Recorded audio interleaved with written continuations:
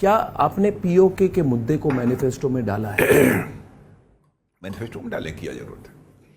क्यों न डालें? क्यों? इसलिए कोई ना कुछ डाले। करना चाहे तो उसको उस पर खुलकर एक तरह से लोगों को पता चले, आप फिर कब करें वो अलग बात है। पीओके को तो हम मानते ही हैं, पीओके भारत का था, पीओके भारत का है, पीओके भारत का रहेगा। इसको इलेक्शन मैनिफेस्टो में डालने की जरूरत है। इस पर कभी ना कभी तो कोई निश्चित कार्रवाई होनी चाहिए। नहीं, बिल्कुल आराम से रहिए। आराम से मतलब आप बिल्कुल आराम से रहिए। पीओके के लोग खुद ही डिमांड करेंगे। कश्मीर में जिस तरीके से डेवलपमेंट हो रहा है, जिस तरीके से अमन अमान की स्थिति जम्मू कश्मीर में पैदा हुई है, और भारत जितनी तेजी के साथ आगे बढ़ रहा है, यहां राशन के लिए मार नहीं होती है। पाकिस्तान हमारा पड़ोसी देश है, हमारी कामना है कि वो भी धनवान हो, ठीक बने, वहाँ की भी पावर्टी की प्रॉब्लम सब रिजॉल्व हों, क्योंकि पड़ोसियों के प्रति हम लोगों के भाव तो अच्छे ही रहते हैं। तो मुझे लगता है सारी स्थितियाँ जैसी बन रही हैं, उसमें पीओके के लोग खुद ही कहेंगे कि हम भारत के साथ जाना चाहते हैं, हम अपने जम्मू कश्मीर के साथ जाना चाहते हैं।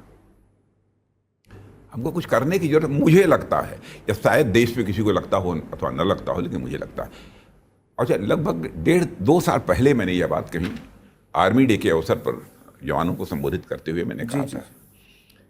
और आपने देखा होगा कि उसके बाद टेलीविजन पर भारत के समर्थन में नारे लगाते हुए लोग पीओके में दिखाई दिए थे। हम उकसा रहे हैं उनको कि वो नहीं, उकसाने का कोई सवाल ही नहीं, ऐसी नापाक हरकत नहीं करते हम लोग। आप कह रहे खुद से लोग मांगेंगे, मतलब उससे यहाँ का डेवलपमेंट जितनी तेजी के साथ हो रहा है। बांग्लादेश के लोगों ने भी जब उनको उतनी उत्पीड़न हुई उनकी, उसके बाद मुक्ति वाहिनी बनी, मगर लास्ट में जाके भारतीय सेना को जाके सपोर्ट तो करना पड़ा।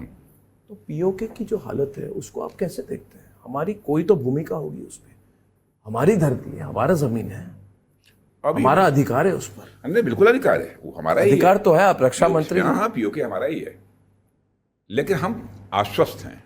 नहीं, आप लोगों को आश्वस्त करें राजनाथ जी, आप आश्वस्त बिल्कुल हैं, जितने रिपब्लिक भारत के जितने दर्शक हैं। और यही नहीं, मैं बहुत सीरियसली सवाल पूछ रहा हूं।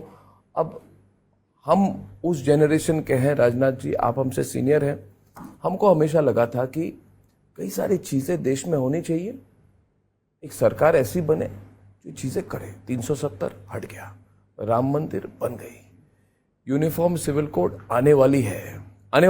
हाँ, पक्का ये तो है हमारे इलेक्शन 100%। हाँ, इलेक्शन मैनिफेस्टो में है हमारे। उसके बाद इस पर जल्दी कर देंगे, मैनिफेस्टो में तो बहुत सालों से इस बार इसकी होगी इंप्लीमेंटेशन, होगी कि नहीं राष्ट्रीय स्तर पर? हट रहा हूं मैं, राष्ट्रीय स्तर पर one nation one law, uniform civil code, आप मैनिफेस्टो कमेटी में हैं, आपने डाली है, होगी कि नहीं इस बार? क्यों नहीं होगी? अगले मैनिफेस्टो तक 2029 तक, अगले 5 वर्षों में होगा। ये कमिटमेंट है, वो कमिटमेंट है। हम जनता को धोखे में रख कर राजनीति नहीं करते हैं। जो है सो है।